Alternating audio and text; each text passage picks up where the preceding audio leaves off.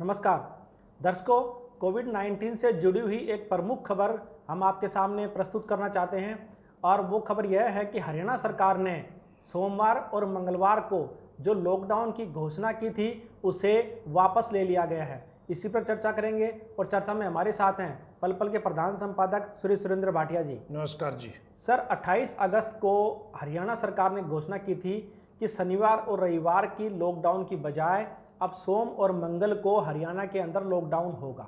लेकिन अभी कुछ मिनट पहले ही हरियाणा के गृह मंत्री अनिल विज ने एक ट्वीट किया जिसमें उन्होंने जानकारी दी है कि अब यह जो लॉकडाउन की घोषणा की गई थी इसे सरकार ने वापस ले लिया है, जो एक तरह से कहें कि व्यापारियों के लिए और दुकानदारों के लिए राहत की खबर है।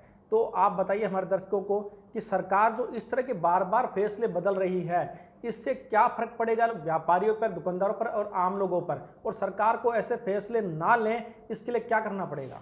ऐसा कमल जी, स्पष्ट रूप से कल की बातचीत में मैंने कहा था, हरियाणा सरकार इस समय कंफ्यूज सरकार के रूप में आदेश ले रही है, वापस ले रही है। हालांकि यह जो आदेश है अनिल विज ने शायद समय रहते एक अच्छा आदेश है, क्योंकि कल हरियाणा के अनेक व्यापारी संगठनों ने इसका विरोध करने का निर्णय लिया था और अनेक स्थानों पर विरोध प्रदर्शन होते सरकार का ये अलोकप्रिय निर्णय की तरह साबित होता और सरकार को इसका खमियाजा भुगतना पड़ता। शायद अनिल विज जी को या अधिकारियों को जिसने भी उनको सलाह दी है उनको सद्बुद्धि आई और उन्होंने ये निर्णय लिया। इसके लिए वो साधुवाद के हकदार हैं, लेकिन सरकार ऐसा निर्णय ना ले उसके लिए सबसे बड़ी जो बात है, शायद सरकार ग्राउंड से कटी हुई है। मुख्यमंत्री पहले ही कोविड की कारण पब्लिक में बहुत कम जा रहे थे। अब तो सरकार के अनेक मंत्री वेदांता से काम कर रहे हैं, तो उनको शायद ग्राउंड में क्या मुश्किलें हैं उनको शायद इसका ज्ञान नहीं है, इसलिए इस प्रकार के गलत निर्णय ले रहे थे। सर, आम लोगों में और खासकर व्यापारी वर्ग में एक ही सवाल उठता है कि सरकार कभी शनिवार रविवार को दुकानें बंद करने का टाइम वो लॉकडाउन करती है, फिर कहती है कि समय कम कर दो, कभी 9 से 6:30 करती है, कभी 7 बजे करती है।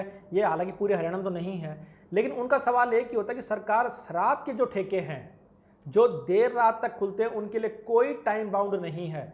यहाँ तक कि कई बार हमने सिरसा में देखे हैं कि शराब के ठेके रात को 10 और 11 बजे तक, और उनके साथ जो अवैध रूप से अहाते बने हुए हैं उनके अंदर लोग बैठकर शराब पीते हैं। तो सरकार उन शराब ठेकेदारों पे कोई एक्शन नहीं लेती, उनका कोई टाइम बाउंड नहीं करती, व्यापारियों पे इस तरह के नियम लागू कर देती है। ऐसा है कमल जी, शायद हमारी उस पर चर्चा नहीं हो पाई और वो कोविड के अंदर एक छुप गया है। पिछले 3 दिन पहले सरकार ने एक बहुत बड़ा निर्णय शराब के ठेकों को लिया है। शराब के ठेकों को राष्ट्रीय आपदा अधिनियम से बाहर निकाल दिया। उसका अर्थ क्या है? पहले राष्ट्रीय आपदा के अंतर्गत डिप्टी कमिश्नर के पास शराब के ठेके कहीं बंद करने, कहीं खोलने, कहीं का समय उसका कम करने के उनके पास व्यापक अधिकार थे। लेकिन वह भी सरकार ने शराब जैसी चीज़ को, जो सरकार खास तौर पे भारतीय जनता पार्टी की सरकार जिन पे नैतिक मूल्यों की दुहाई देने वाली सरकार, अभियान भी चलाती है, नशा मुक्त अभियान चलाने वाली सरकार, और गुजरात की जो मॉडल सरकार है जहां आज़ादी के बाद से गुजरात में शराबबंदी है, बिहार में शराबबंदी है, और पहले भी 96 में जब बीजेपी बंसीलाल का राज आया था तो शराबबंदी हरियाणा में की गई थी जो फेल हो गई थी। वो सरकार इस प्रकार के निर्णय ले, शराब को राष्ट्रीय आपदा से बाहर रखे और बाकी दुकानदारों को राष्ट्रीय आपदा के नाम पर लॉकडाउन अनलॉकडाउन के बीच में फंसाकर उनके साथ जो अन्याय कर रही है, यह इस सरकार के लिए भारी पड़ेगा। और सरकार के जो भी सिपासलार हैं, जो अधिकारी हैं, उनको इस बारे में सोचना चाहिए भी हम क्या निर्णय ले रहे हैं। दुकानदार, व्यापारी वर्ग पिछले मार्च से, लगभग 15 मार्च से, उससे भी पहले जब 8 मार्च को नमस्ते ट्रंप अहमदाबाद में था, उस समय बाकी पूरे देश में और कार्यक्रम रद्द किए जा रहे थे। तो मार्च से लेके अब तक 7 महीने बीत चुके हैं और 7 महीनों में व्यापारी के साथ खेल हो रहा है। व्यापारी बहुत दुखी है इस समय और सरकार को ऐसे नियम लेने चाहिए।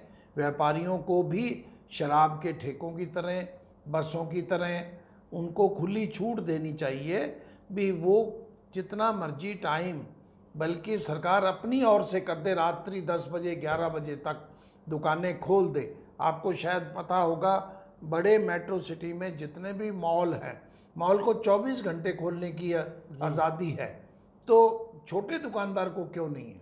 सर अभी जो आज कल जो गाइडलाइन आई थी उसमें अनिल विज ने भी इसका जिक्र किया कि सेंट्रल गवर्नमेंट ने कहा है कि कोई भी स्टेट गवर्नमेंट लॉकडाउन लगाने का फैसला अपने लेवल पर नहीं ले सकती, उसके लिए केंद्र से अनुमति लेनी होगी। लेकिन जिस तरह से कल पूरे हरियाणा के अंदर विरोध प्रदर्शन किया व्यापारियों ने, तो क्या माने कि सरकार ने व्यापारियों के विरोध को देखते हुए फैसला वापस लिया है, या सरकार को महसूस हुआ कि उन्होंने जो सोम और मंगल का जो डिसीजन लिया था लॉकडाउन लगाने का वो अतार्किक था इसलिए वापस ले लिया? दोनों ही बातें हैं। देखो, सरकार को हो सकता है अगर वैसे वापस लेते तो सरकार को ऐसा लगता कि व्यापारियों के दबाव में ले रहे हैं, सरकार झुक गई है, सरकार झुक गई है, तो वो एक कुनीन की गोली शुगर कोटेड करके, वो जैसे कहते हैं कुनीन की गोली को चीनी के साथ किसी को दे दो तो मीठी लगती है, अंदर से कड़वी होती है। तो अनिल विज जी का जो ट्वीट है उसके ऊपर व्यापारियों का दबाव के साथ साथ वो शुगर कोटेड जो केंद्र सरकार का जो कल का फैसला है, कल का फैसला आना ही था जी, तो उनको इंतज़ार कर लेनी चाहिए थी। अगर सोमवार का लॉकडाउन करना ही था तो अनिल विज जी कोई नए होम मिनिस्टर नहीं है, वो पुराने राजनेता हैं, और जो होम मिनिस्टर होता है उसको इतनी जानकारी होती है, गाइडलाइन पहले से गाइडलाइन 2 दिन पहले से बन रही होती है, उनसे सलाह भी ली जाती है। तो ये व्यापारियों के दबाव में एक शुगर कोटेड निर्णय की तरह ही मैं मानता हूँ इसको। लेकिन जो निर्णय लिया वो अच्छा ही है, वो अच्छा ही है। तो जानकारी देने के लिए धन्यवाद सर आपका।